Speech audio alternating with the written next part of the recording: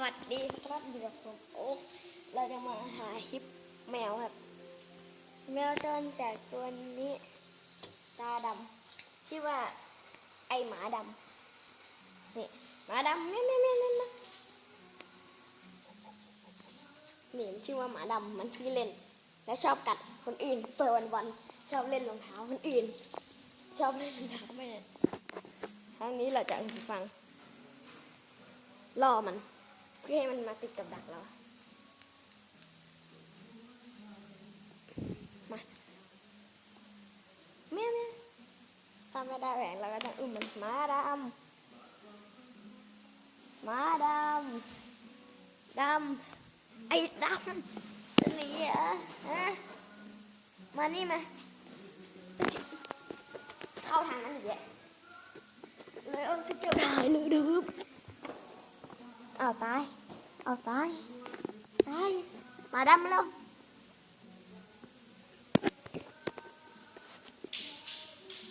หมาดำนอนในรองเท้าเป็นชีวิตหมาใจจิตใจ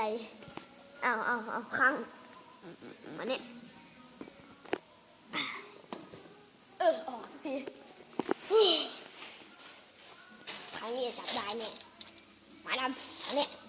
เนี่ยมันขี้เด็กเนี่ยจับใส่ไม่ได้เลย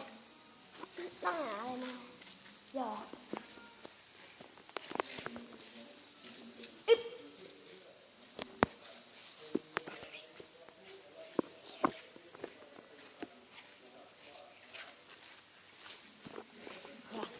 เราต้องหาอะไรมาล่อมันซึ่งสิ่งที่เราจะล่อก็คือหลอดหาหลอดมันใส่มือไว้ไข่ก็ได้ไข่กินไปให้มันเล่นโอ้โหตาย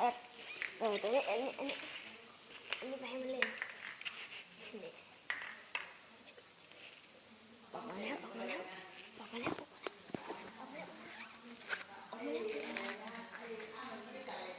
โอ้ยเจ็บไม่เอาเจ็บโอ้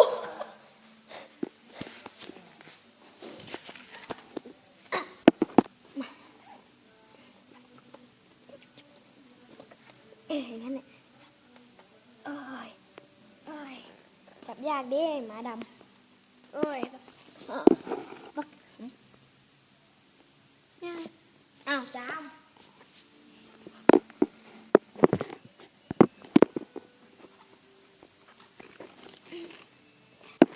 ดำรองเท้าคนอื่นเราเล่นสักกระจัดกระจายเลยมาเนี่ยอย่าไปทำของเขาเนี่ยมาเฮ้ยไม่ชอบอีกเจอของเล่นให้ละจะมาไหมเฮ้ยมาแล้ว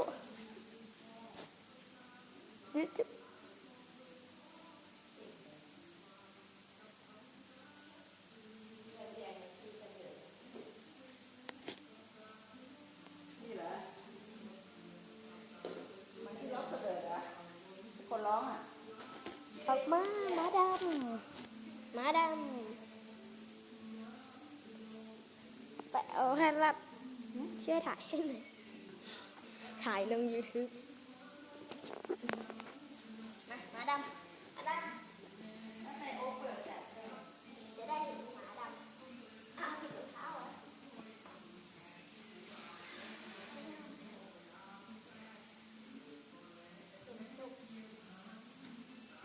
โอ๊กดึงข้างนอกไม่ต้องหรอกเดี๋ยวมันก็ออกมา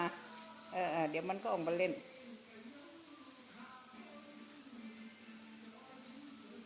ปุ๊บเรียบร้อยโอ้ยหมอโอ๊กแฝงออกมาข้างนอกเดี๋ยวมันก็มา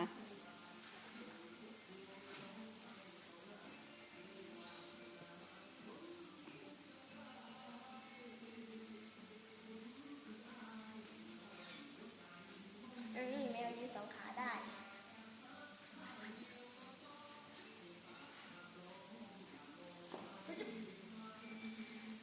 อุ้ยสะดุ้ง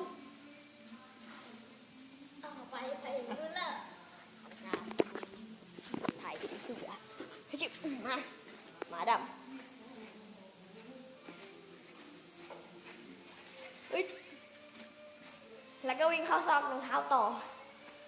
ใช่แน่นอนนะมันจับยากรู้ไหมจับได้ละมาให้จับซะเถอะขอร้องจะได้หายโอ้ยเราจะใช้อุปกรณ์กันในการจับครั้งนี้ถุงมือนี่ถุงมือเราจะใช้ไป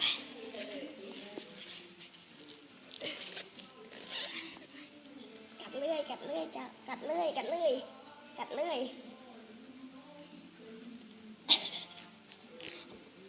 มาเถอะ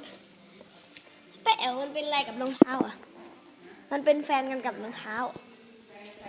มันเป็นแฟนกับรองเท้ามันเล่นรองเท้ามาเร็วคุณอาจจะไม่เห็นแมวนี่ไอตาเหลือง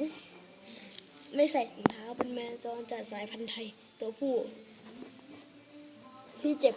ที่เก็บมาเลี้ยงกระสุนปักหนีว่าที่ทำงานตึกมาฮังกุดโอ้ย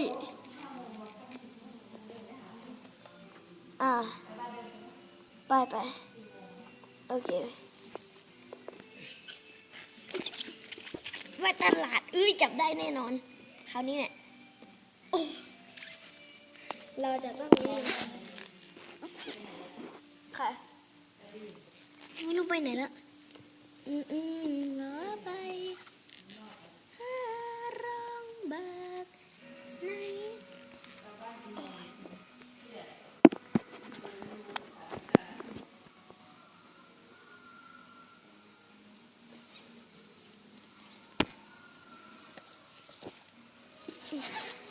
จับง่ายหน่อยออกมาสักที